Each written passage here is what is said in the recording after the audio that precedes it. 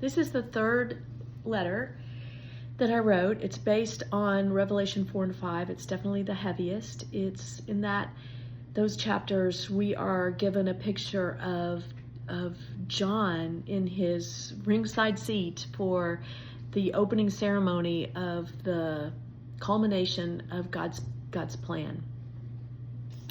And there's scrolls in the hand of the one who's on the throne, and we know it's on the scrolls because the next chapter tells us in Revelation there's judgments on those scrolls.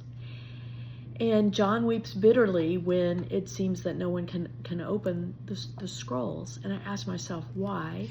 And I believe the reason is because if the judgments don't come, then the rest of it, which is the unfolding of God's plan, cannot begin. The culmination of all of God's plan, resurrection from the dead, new life, new heaven, new earth, doesn't come without the judgments, just like the baby is birthed through birth pangs.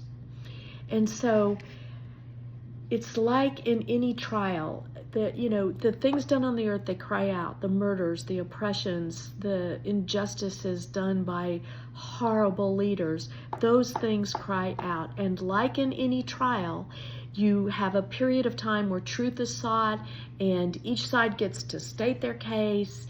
But eventually a judge decides, and he sets out what he believes will put the scales of justice back on an even setting, and those decisions are put into action, and the purpose is to restore order. So birth pangs will come, judgments will come, the time of Jacob's trouble, but the context for the birth pangs is the bringing forth of new life. And there will be hard realities that believers will have to face as we approach the end of the age. And there will be a generation who will see at the last trumpet a victorious Jesus returning, and they'll meet him in the air. But before that, birth pangs, war, famine, nation against nation, disease, and those alive will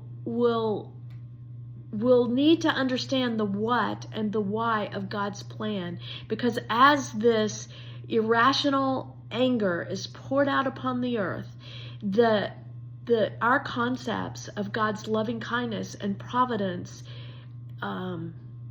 faithfulness, they'll be challenged, and the understanding of that this is unto the redemption of all things is a lifeline for withstanding a period of time that gives us everything we've hoped for. Our King Jesus taking his throne, having vanquished his enemies, is how God's plan ends.